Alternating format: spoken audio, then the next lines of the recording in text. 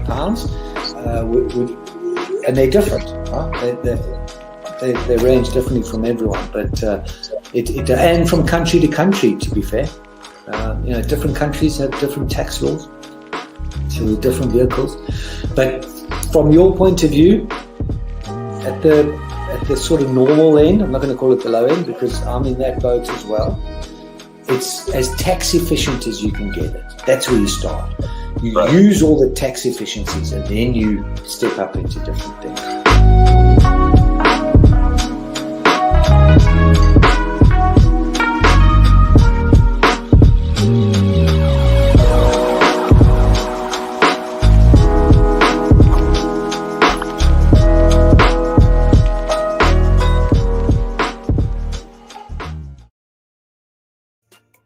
Welcome back to the show. It's your girl Sarah right here on Relaks Radio. Now I'm super excited that you could be here tuning into the show, listening into whatever it is that we're talking about, because I'm very excited to be here and share my thoughts and opinions with you while I get to hear yours as well, because that's the whole purpose of Relaks Radio. Now, while I'm here to share my thoughts and my opinions with regard to the very latest that is happening here in the United Kingdom, obviously I want to hear your thoughts and opinions as well. So don't forget to actually get in touch with me. You can text me on 07852473473.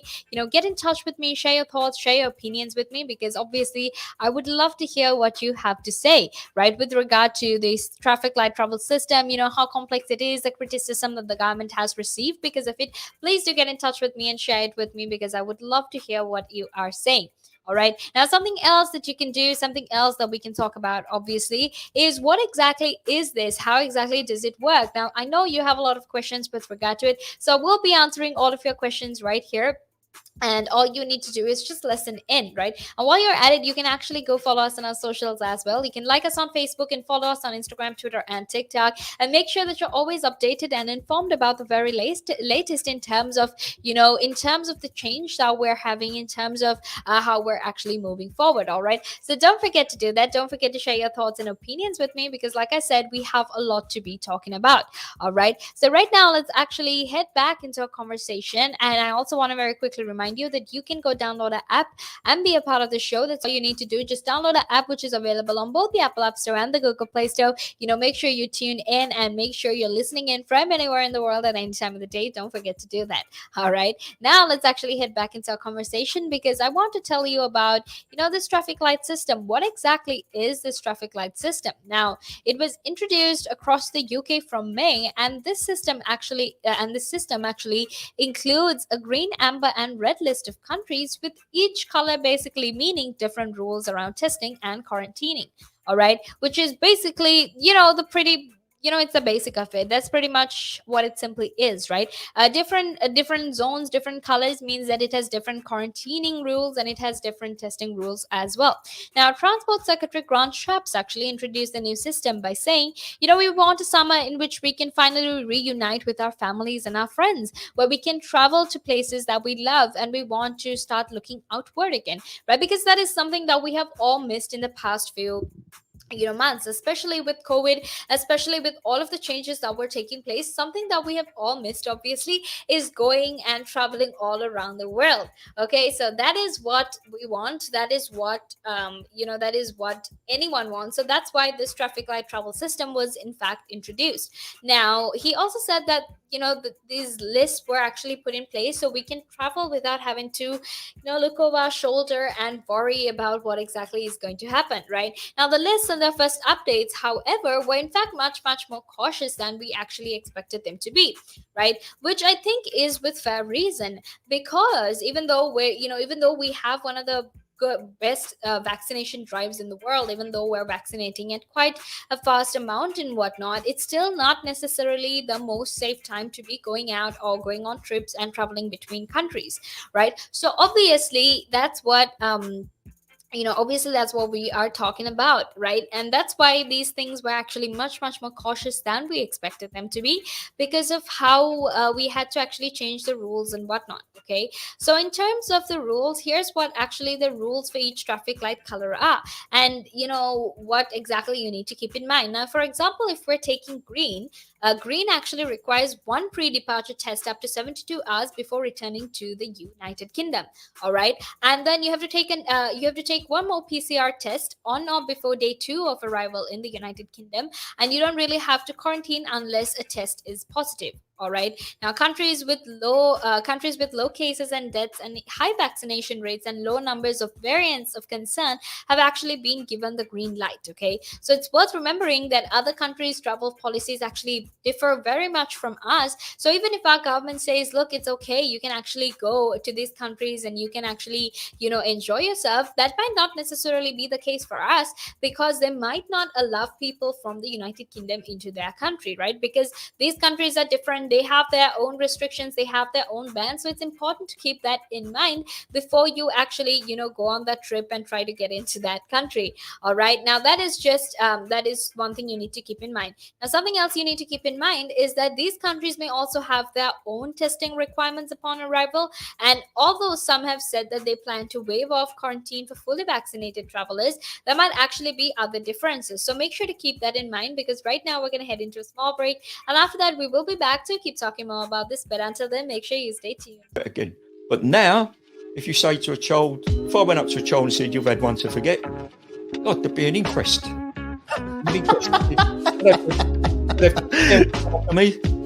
Why did you reject my son? Well, I haven't rejected your son. I want to talk about, how the generation gap, how much has changed, especially when you check the youth nowadays in comparison, to people back in the day. I'd say when I was younger, it was more disciplined. Not now. In comparison to now. Not at all. Not now. The way things are nowadays, the younger generation, you seem that they can't accept the word no, if that makes sense. They can't accept rejection, essentially, is all you're trying to say. Yeah, they can't accept the word no. So if you, how did I do? Or you didn't do very well, and they get upset, And when I was a youngster, my father used to say to me, because I used to be sport mad when I was very young. Well, I still am sport mad, but like participating in different sports. And if I had a bad game, for example, he might say to me, you had one to forget. That's it. Yeah, that sounds like a smart guy. I mean, yeah, that's the real fact of the matter, yeah. He'd say to me, you had one to forget. Get over it. And that was it. So I dust myself down and do it again. But now, if you say to a child, if I went up to a child and said, you've had one to forget, God, there'd be an inquest. An inquest. Me. Why did you reject my son? Well, I haven't rejected your son. Or daughter. I've just told them that they need to buck their ideas up. That's the truth right there. I mean, if you think about it, if you check the generations, like right now in the US as well, I've seen a lot of these things as well. In the UK, you get medals for participation. But what's the point? What are you trying to? Yeah, what's the point? Either you win or you lose. People are so afraid to put that whole notion of losing. When it comes to right now, the generation gap is just crazy. How much a lot has changed. Social media has taken control of our lives, and we don't even realize it anymore. We're crippled because of it. That's absolutely right, Nick. Because, as you said, nowadays it seems that you get rewarded for failure. For the life of me, Nick, I can't get my head around that. Perhaps I'm just getting old and morbid. I don't know. I just can't get my head around how you could be rewarded for failure.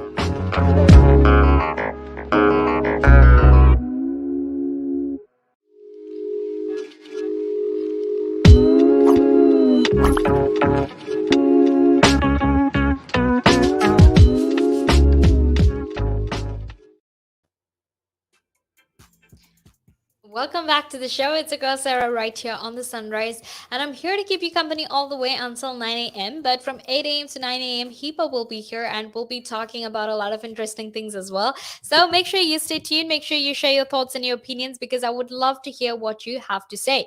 All right. Now, the number to text is 078 52 473. Get in touch with me, share your thoughts with me, share your opinions with me, because I want to know what you're thinking. I want to know what you're feeling, and I want to know what you exactly think about what what is going on here in the United Kingdom with regard to the changes in the traffic light travel system. So don't forget to do that. Don't forget to actually, don't forget to be a part of this conversation and share your thoughts and opinions with me. Now, while you're at it, something else that you can actually do is to make sure that you're always informed and updated by actually what you have to do actually is to go follow us on our socials. Now, if you go like us on Facebook and follow us on Instagram, Twitter, and TikTok, you can actually be a part of the show. You can share your thoughts and opinions with us, and also you can always be updated about whatever it is that we're going to be talking about, because we talk about everything from science to sports to technology to health, whatever it is that you want to know. We talk about pretty much everything, all right?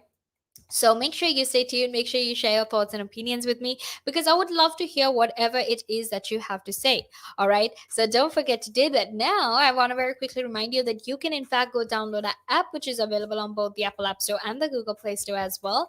That way, you can actually make sure that you're always informed and you're always updated about whatever it is that we're talking about. And you're also joining in the conversation live. So that's a pretty amazing opportunity. Don't forget to do that. All right. Now, I want to very quickly, or rather, I want to very quickly get back into the conversation, because we need to still talk about the amber list, and we still need to talk about the red list. Okay. Now, in the amber list, as mentioned, as basically mentioned from this 19th of July, that was, about 2 weeks ago, with regard to how exactly, travel restrictions were eased and whatnot. UK residents and citizens who are fully vaccinated or under 18 do not actually have to isolate when they're traveling back from an amber list country. All right. Now, these following rules still actually apply to anyone who's over 18 and who is not double vaccinated. Okay, so one pre-departure test is required, and you need to quarantine at home for 10 days on arrival in the UK. Now, something else that you need to keep in mind is that a PCR test is required on days 2 and 8 of quarantine. That is reduced by day 5 by paying for the cost. Which can actually be reduced to day 5 rather, by paying the rest of the cost for an extra test on that day if it's negative, although that's not necessarily an option here in Northern Ireland, right? That's not an option that is there in Northern Ireland. All right, so remember to keep that in mind when you are remember to keep that in mind when you are considering that.